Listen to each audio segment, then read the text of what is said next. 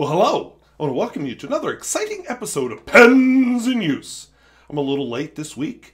I had a busy week, and then I had a football game to photograph Friday night, sorry. So I'm late getting this in, but hopefully you're still there watching. So let's dive into the pen.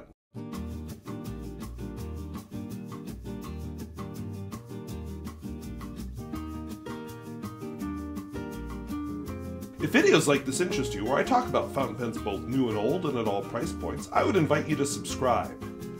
And hey, maybe you want to reminisce about high school football. Spoiler alert, this guy never played football. Or perhaps one of these pens here strikes your fancy. And perhaps you're the viewer who bought the Centropen. I'll get into that too. So let's look at what I'm writing with this week. So from left to right, I am writing with the Centropen 100820, which may or may not go by that model number. The Mystery Pen, Mystery Centropen / Isco. The other Centropens are empty. This one actually was empty, but I refilled it. And I might refill it again. I just like writing with it. I have a Turkish Skrikss 419. I have a Kaweco V14S, which, after the unfortunate nib incident, has become my daily writer. It's actually a really nice pen. I have a Senator. I have not found much about Senators, so I don't know its model number, so I just call it the Senator with a really big blind cap. I have my Sheaffer Imperial, but in parentheses because they didn't market it by that name, 330.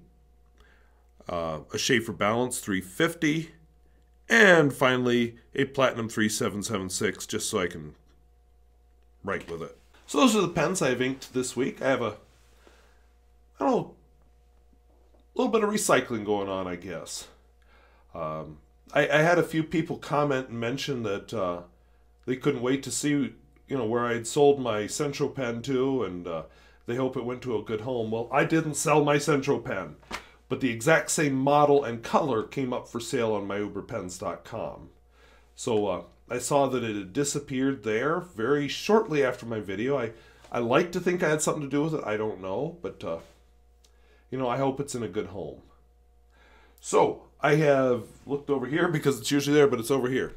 So normally this is where I say, and now I'm going to write in my Bomo art journal. But this Bomo art journal is full. So let's admire the flowers one last time.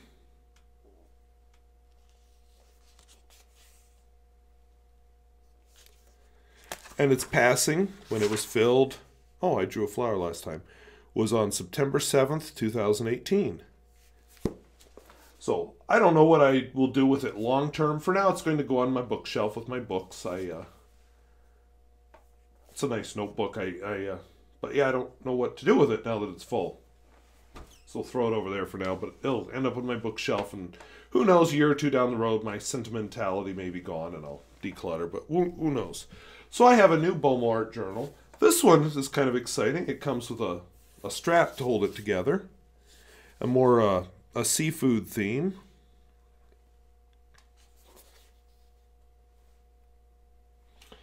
And, to be fair,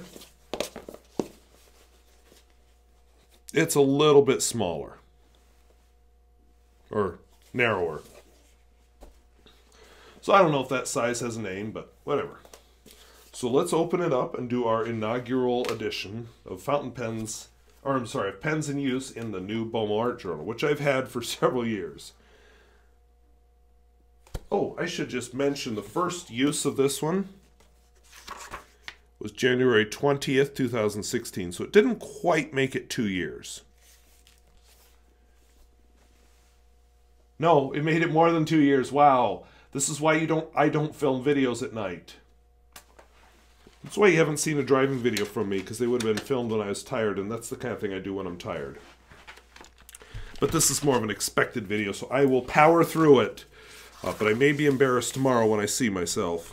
So today is September 14th, 2018, and I begin with my beloved Centropen, the one which an exact same model was for sale on myuberpens.com, and I inked this up in celebration. Yes, there was a slight temptation to add, but no. Be smarter with my money. I'll just mention this is the second filling it's had of this ink, and it's already almost empty again. And just for fun, let's look at its beautiful nib, because that's the glorious part.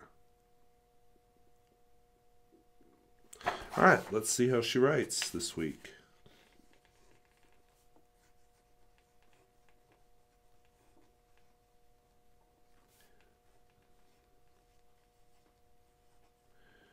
As I mentioned last week, that may not be the correct model number because Myobra Pens backed off of it for its latest sales of this version. The ink in it is Pelikan 4001 Violet, which I think is just a lovely ink, even though it's one of what you would call the standard inks. The companion pen, a lot less flashy, but the nib is of similar quality. Doesn't have the lovely material. No branding, no nothing written on it except on the nib. Come on. Isco, 14 karat, 585, and then there's an LL. Oops. Centropen is an old Czechoslovakian brand, so these are both vintage Czechoslovakian pens. I know Czechoslovakia no longer exists. It's now separated into the Czech Republic and Slovakia.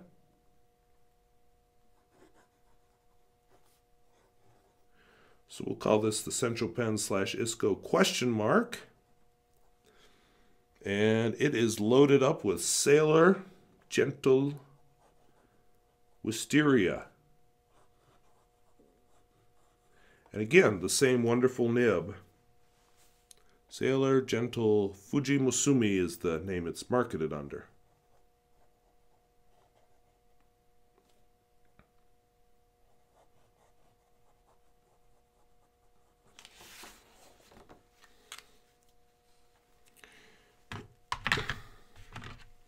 Then I have a fascinating Turkish pen, a Skrikss, a brand that never heard of before,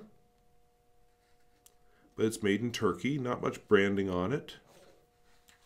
No flex, but it is a piston filler if you're into that kind of thing.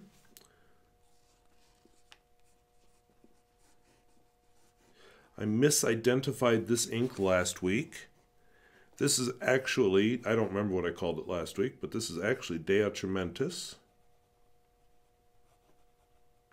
Pearl Violet.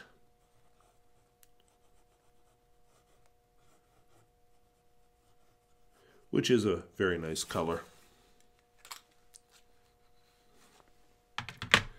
So as my daily writer, and I'm working on the Lamy 2000. I haven't heard back about prices for repairs. I know what a new nib costs because you have to buy the whole pen with it because they don't sell the nibs like they sell their Safari nibs.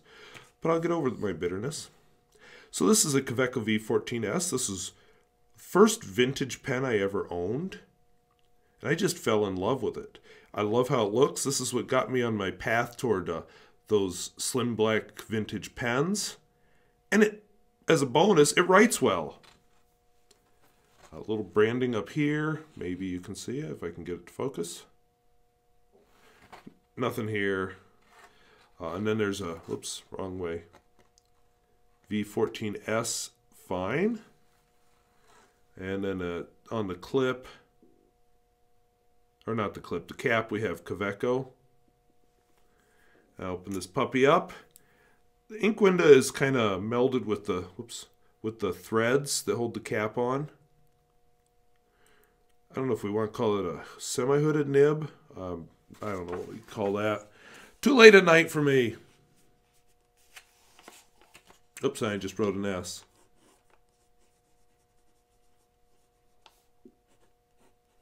The S, as I recall, stands for stainless, referring, of course, to the cap. The nib is gold. And the ink in it is Lamy Black. And this is not an exciting writer. It's just a very quality writer. for writing in a business-like way.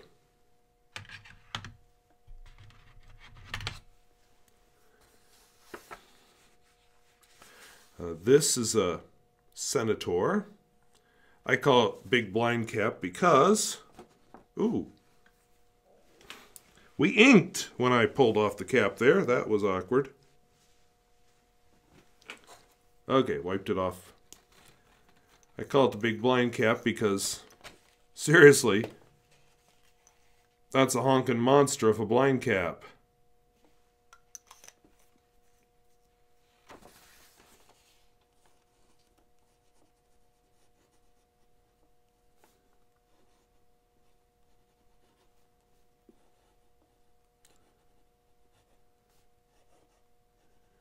The ink in it is Pelikan 4001 Dunklegrün.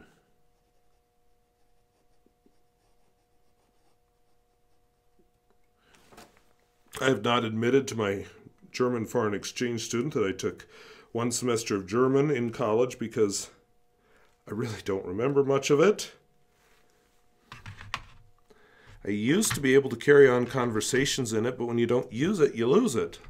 I have a friend I graduated with in college or in high school who's now living, oh, this is probably too identifying. So let's just say in a Scandinavian country. She actually grew up there, then came to America, and then moved back, and she's married and has kids.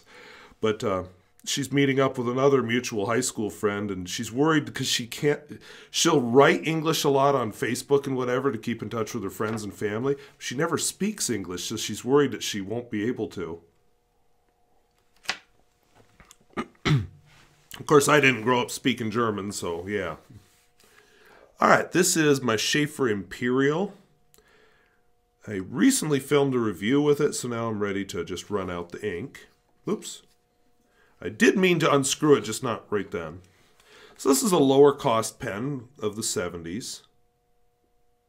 Rather attractive. It's another one of those slim black pens I like, with an inlaid nib, which makes it different, and an aerometric converter.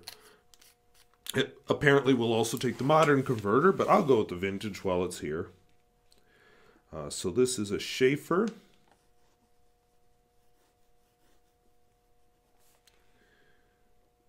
And I'm putting in parentheses Imperial. It's the Imperial line, but this particular model was not marketed as an Imperial. This is a very low-cost model. So look for its review eventually. That's why you don't see a link to its review down in the video description. So this is Parker Quink. Blue Black. Which I've always thought has kind of a partial greenish cast to it. Then we come to a Sheaffer Balance. Also a review I just recently filmed, so now I'm running it empty. Thanks to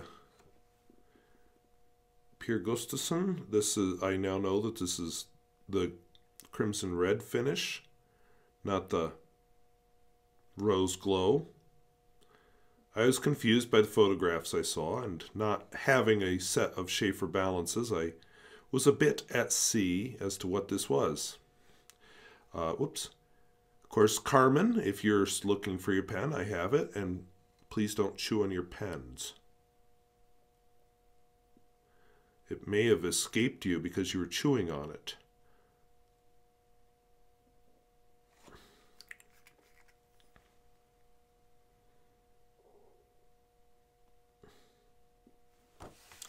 There is an ink window, but I haven't been able to clean it well enough to see it, but it's right there in the, right there in the section. So this is a Sheaffer Balance.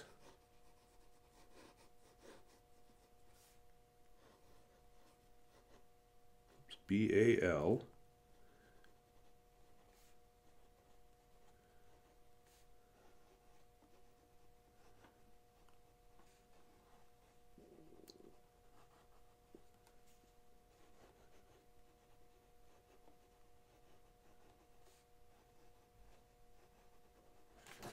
Washable blue.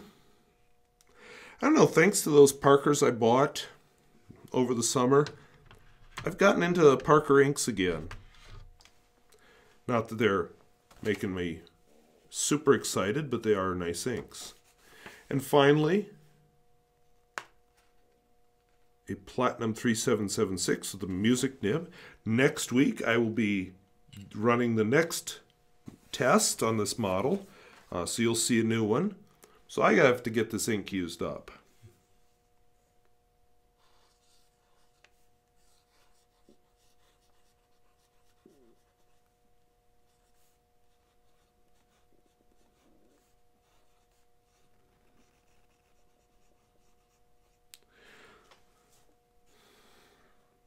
Now the ink in it is Platinum Black.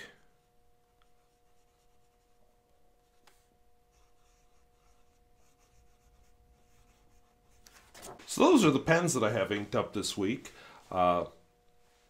You're actually probably going to see a big change by next week. There's a lot of almost empty pens here. But I thought I'd just run them through. What the heck. Some of them you've seen before, some of them have been a sort of a hiatus, but yeah. So as far as the rest of the week, I mentioned I was at a football game, so I take pictures for the local paper. So I was there to photograph the game. We won 50-0.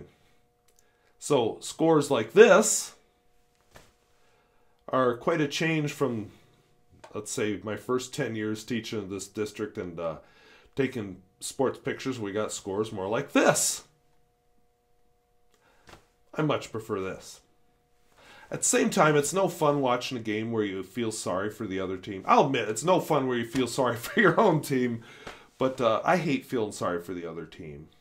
And that's where we were, just feeling sorry for them because, they're messing up, they're missing passes, just lots of mistakes. So, the good thing about it is our freshmen got a chance to play, and we even got a couple of our seniors who usually don't get to handle the ball, got to handle the ball and make a couple of touchdowns. And we held off more than perhaps some other schools have held off with us in the past, so I guess that was good. Because we put our freshmen in right away at halftime and gave them some good varsity playing experience. So that'll be one of my projects. I'm doing the video tonight, so I'll work on the pictures tomorrow. The other big thing that I just thought I would throw in here. So I've been reading a book, and I was so close to finishing it. When school ended, I ran home to finish it, and was almost late to the football game. But I finished it just in time. So, oops, you cannot see that at all. There we go. Oh, my. So I'm going to have to scroll because I'm zoomed back as much as I can zoom back. So this is very interesting cover art. It's called The Tangled Lands. So I'll leave that lay there for a minute. What the book is about, it's a fantasy world. I think it was made to sound vaguely like India, but not. And the whole idea was that every time you do magic, a plant called bramble grows. And bramble's kind of nasty. It makes a very tangled mesh you can't get through. It has spines and thorns and stuff that if you get enough of them in you, it'll put you to sleep permanently. It has seed pods that'll spread lots and lots of seeds. And it just devours cities. And the idea was it had been moving in on this city that is the main kind of center of the whole story. Kahim, and I'm going to mispronounce it. Oh, there we go. Came. But anyway, my thought was, okay, what the bramble represents is carbon dioxide and our use of fossil fuels. But it's actually a good story. 4 stories written by Paolo Bacigalupi and Thomas S. Buckle. And, just sort of the consequences of magic. Every time you do magic, bramble grows somewhere. Whether, it's your neighbor's house, out in a field somewhere, in the forest, in the wilderness, city center, wherever. at the time this takes place, the great empire that was built on the magic has been destroyed by this bramble. It devoured all these cities with their floating castles in clouds and all their magic carpet rides and so on. But people still practice magic in secret, as healing. The opening story is about a man whose daughter has some kind of a wasting disease that involves coughing. So every so often he'll work magic to help her live, basically. Another story is about a woman whose father is an executioner. And his job mainly is to execute people who practice magic. And she ends up having to go in his place because he's too sick. And then the city's attacked by raiders, and she ends up leading an army to conquer the place where the raiders came from. One of the stories was a little shorter. It was about a boy, a refugee from one of these cities that had been engulfed by the bramble, and his sister, and they're now refugees, so they're dirt poor, and they're working to clear the bramble, by burning and cutting and so on. And his sister gets hit by the bramble and goes into that permanent sleep, and how he has to deal with it.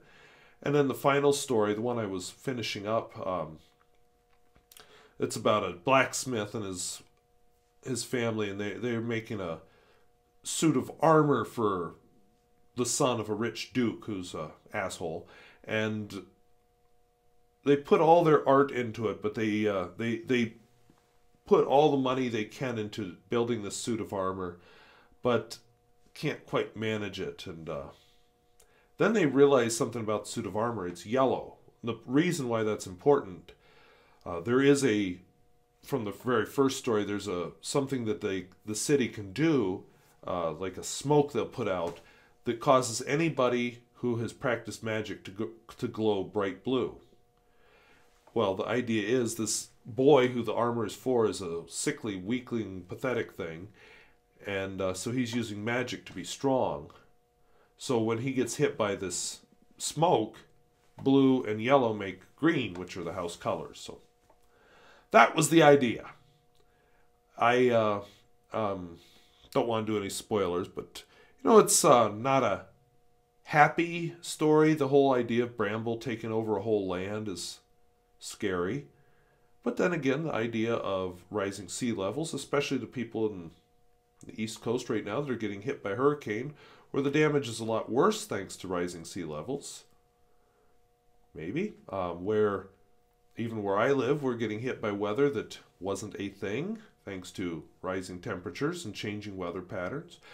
People out west dealing with forest fires to a scale that they wouldn't have seen. And I will admit, part of the forest fires also has to do with how forest fires have been managed over the years in the West. So, that's part of the story too, but also global climate change.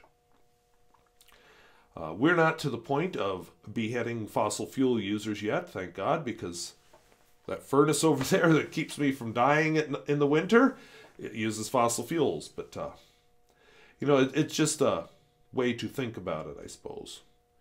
So, yeah, it's a book I would recommend if you're into that kind of thing. It's fantasy, not science fiction, so that may turn some of you off, I know it does. I have this feeling that I did one book video once. I feel like I need to do more of them. I mean, I do read. That's one of my recreational things. In fact, mentioned to somebody today about reading for fun, and it was a student. She says, "Who reads for fun?" Which I just thought was really sad. And I don't know, did that lesson come from school? Did it come from home? Who knows? So on that downer note, if videos like this interest you, where I talk about fountain pens, both new and old and at all price points, I would invite you to subscribe. If you like to hear downer stories, please leave a comment down below. Maybe you have a book you've read recently you could recommend, or feel free to comment on any of the pens you saw or anything else I brought up in this video. So as always, I thank you for watching. We'll see you later. Bye-bye.